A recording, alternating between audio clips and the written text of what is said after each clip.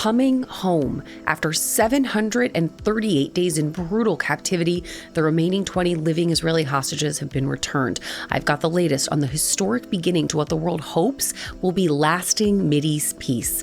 Plus, no name given. How was that moniker allowed on a commercial driver's license held by an illegal migrant driving across the country? ICE officials want answers. And Sanchez speaks. The ex-NFL quarterback accused of viciously beating an elderly truck driver is finally talking. I'll tell you what he has to say and what his ex had to say when she heard the news. Those stories and more today, Monday, October 13th. I'm Caitlin Becker, and this is the New York Postcast. Hamas has freed the last remaining 20 living Israeli hostages. 7 were released at around 2:30 Eastern time this morning, and the remaining 13 a few hours later. Now, the remains of deceased hostages are scheduled to be returned over the coming days.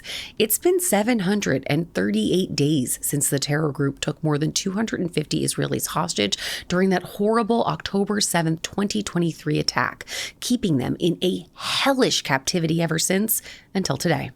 Once the hostages crossed the border, Israel was set to begin the release of close to 2,000 Palestinian prisoners, including about 250 who are serving life sentences. The release of the hostages and Palestinian prisoners today marks the beginning of the end of the war between Israel and Hamas, and the first phase in a 20-point peace plan crafted by the Trump administration. President Trump is in the Middle East today, speaking at the Israeli parliament, the Knesset in Jerusalem, before traveling to Egypt to meet with many world leaders about the rest of this peace plan. The next steps include a key provision, forcing Hamas to disarm and give up power. No name given. Imagine the surprise authorities had when they discovered a commercial truck driver had a license that said that. More surprising, the driver was also an illegal migrant. Acting ICE Director Todd Lyons slammed New York State officials for granting commercial driver's licenses to illegal migrants. Apparently, this isn't the only one. Here he is on Fox News. So you have these sanctuary states that want to go ahead and try to just make it welcoming for these people that we don't know who they are. And again, these are CDL licenses. These people are transporting hazardous goods, materials at times. And in some cases, we don't know exactly what they're doing. So let's talk about the ID in question. There's an address, a photo, and the last name, Anmol, where the first and middle names should be, it just says no name given. Now, the man who the license belongs to is an Indian migrant who entered the United States illegally in 2023, and his name is Anmol, so the exact same first and last name. Now, the Post was able to confirm with the New York Department of Motor Vehicles that the license is indeed real. Anmol was stopped in Oklahoma during a routine truck inspection, and he was arrested by federal agents after it was discovered that he'd entered the country illegally. He's now been placed into removal proceedings. A shooting in South Carolina at a high school reunion left 4 dead and 20 more injured, and 4 of those are critical. The attack happened at Willie's Bar and Grill on St. Helena Island, about an hour north of Savannah. The local sheriff says hundreds of people were at this bar when the shooter opened fire. One of the cooks from Willie's said that he heard, quote, a lot of shots before a bunch of panicked people tried to flee through the back of the restaurant. Now, the cook said one body was found on the steps of the bar and the other 3 were outside, and that one of the victims who was killed was, quote, a little girl who appeared to be a teenager. Now, as of Sunday night, no arrests were made in connection with the tragedy, but police said that they were, quote, investigating persons of interest. President Trump has put another political enemy into his crosshairs. Senator Adam Schiff may soon join former FBI Director James Comey and New York Attorney General Letitia James on the wrong side of a DOJ indictment. Over the weekend, Trump posted that Schiff's push to impeach him in 2020, back when Schiff was a congressman, was, quote, a far bigger illegal hoax than Watergate. Now, the president implored the necessary authorities and Congress to dig into the man he calls Adam Shifty Schiff. The Post political reporter Ryan King has been digging into the possibility of yet another indictment and the DOJ trend of charging the president's enemies, and he joins me now. Ryan, with Schiff, federal investigators have been looking into him for months now. What does the president claim that he's done that's illegal, and do we have any updates on the investigation? Yeah, so the accusations center around Schiff declaring his Maryland residence as his primary residence, and then for tax purposes and mortgage purposes, declaring his California condominium as his main home. So that's kind of what the accusations center around. And Schiff is one of 3 people that President Trump name dropped in his Truth Social post last month that was directed at Pam Bondi, kind of complaining about the lack of progress being made against those three people. And the other two people, James Comey and Letitia James, have since been indicted. And so on this past Sunday, the president had put out a Truth Social post kind of calling on the necessary authorities, he didn't really specify what that means, to investigate his first impeachment, which revolved around accusations of him pressuring Ukraine to dig up dirt on the Biden family in exchange for unfreezing foreign aid. And Schiff was, of course, the main impeachment manager in that case. And Trump complained in a Truth Social post that Schiff is so corrupt. And it seemed like he has Schiff the top of his mind right now. Now, we don't know any other updates as to how close the Justice Department might be to bringing forward charges against Schiff, but they have been investigating him for some time, and clearly he's top of the president's mind right now. Yeah, the rhetoric that the president uses when he has someone kind of in his sight for who he's annoyed with at the moment does oftentimes sound the same. But something else that sounds the same is how you were describing the investigation into Schiff on the side of the DOJ does sound a lot like Letitia James. So I wouldn't be surprised if we saw a similar indictment that she found with the whole different residents that we would see with Schiff as well. So that's something, of course, we're going to be looking out for. But I want to broaden it out a little bit. The right, of course, applauds the indictments of Comey and James, blaming Biden for weaponizing the DOJ first.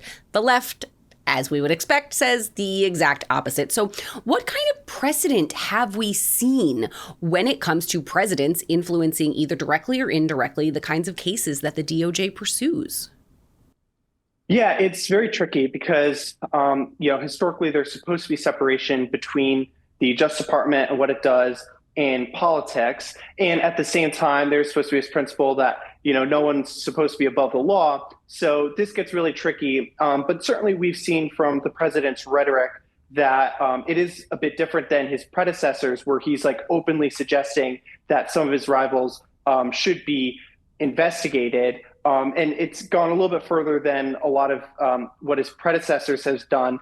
And so it could lead to a bit of a vicious cycle where, if Democrats get power in the future, they might be interested in trying to deploy similar tactics. Former Vice President Kamala Harris was actually asked about this on MSNBC in an interview that aired Sunday. And, she basically said that there should be separation. But it's top of mind for some Democrats. Some Democrats are feeling that, maybe they should fight fire with fire, so to speak, and they might try to do similar things in the future. But what's also important to note here is the president does feel that he was unfairly targeted in the past, not just by the DOJ, but also by other prosecutors such as Alvin Bragg, Letitia James, who has been indicted, and others. So, and his administration had formed a weaponization task force to look into that. So he has felt that he was targeted, and now his political rivals feel that they're being targeted.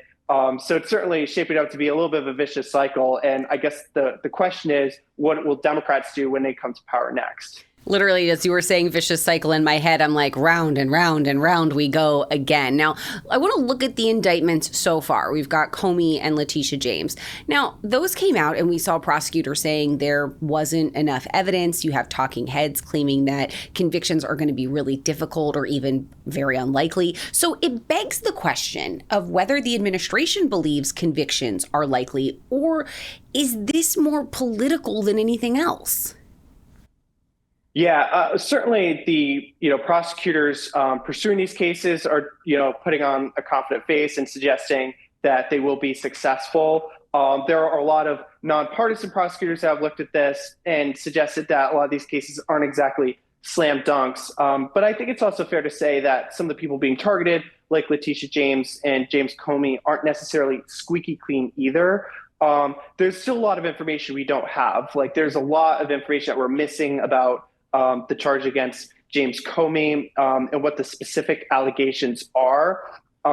So we're waiting to see on that. And then, with Letitia James, it's a little ironic because the charge against her are almost on a smaller scale of what she pursued against Donald Trump in terms of fraud. Now, notably in that case, she pursued a civil fraud case against Trump because it was thought that a criminal case would be much harder to pursue because there's a higher standard there, and so that would apply so much here. Higher there. Definitely. So, obviously the critics of President Trump say that, this is all politics and stuff. And certainly what doesn't help the president in the courtroom is the message that he put out on Truth Social to Pam Bondi, which the Wall Street Journal has since reported was intended to be a direct message to her.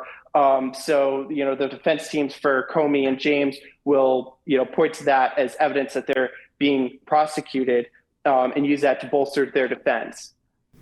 And we're almost through the first year of the president's second term. And I just want to remind our viewers and our listeners that the indictments, that's step one of the legal process. So these things are going to take so much time to unfold. We might be towards the end or even after the president's second term when these things come to adjudication in court. So it's a long road ahead of us. Ryan King, thank you so much. Thank you. Former Jets quarterback and alleged aggressor Mark Sanchez finally made it out of the hospital on Sunday and was promptly booked into an Indianapolis jail after he'd allegedly assaulted that elderly truck driver in that back alley knife fight that resulted in the NFL analyst also being stabbed. While Sanchez didn't speak about the legal troubles he faces in the case, he did say this to a reporter from local Indianapolis station Fox 59 News and CBS 4. There'll be a day to answer all these questions, and unfortunately today's not that day. Anything you want to say to Mr. Toll? I guess the real thing here is I just want to thank Dr. Mosler, the surgeon.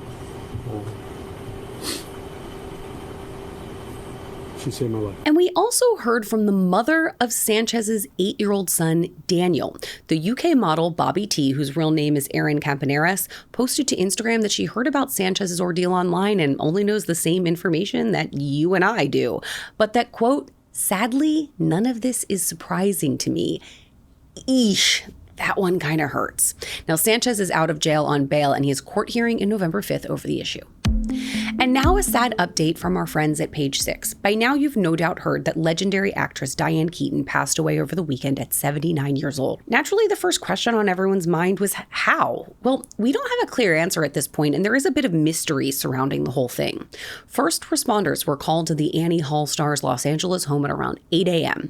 And in audio that TMZ obtained, a dispatcher can be heard saying, "Station 19, person down." Well, person down doesn't really explain a whole lot there. And a friend of Keaton's told People that the Oscar winner, quote, declined very suddenly, suffering some sort of unexpected health crisis in the last few months.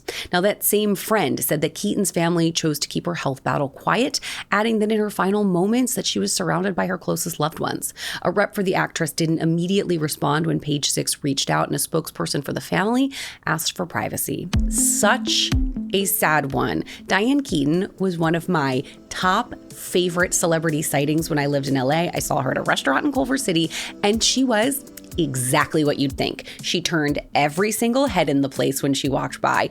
Absolutely stunning. And of course, she was wearing her signature hat, scarf, and a crisp button-up. And she was at the bar drinking a martini, no less. We'll, of course, post any updates on Keaton's passing on the New York Post website. And before you start your Monday, make sure you like and follow the New York Postcast wherever you get your podcasts. And on YouTube, I'll see you tomorrow.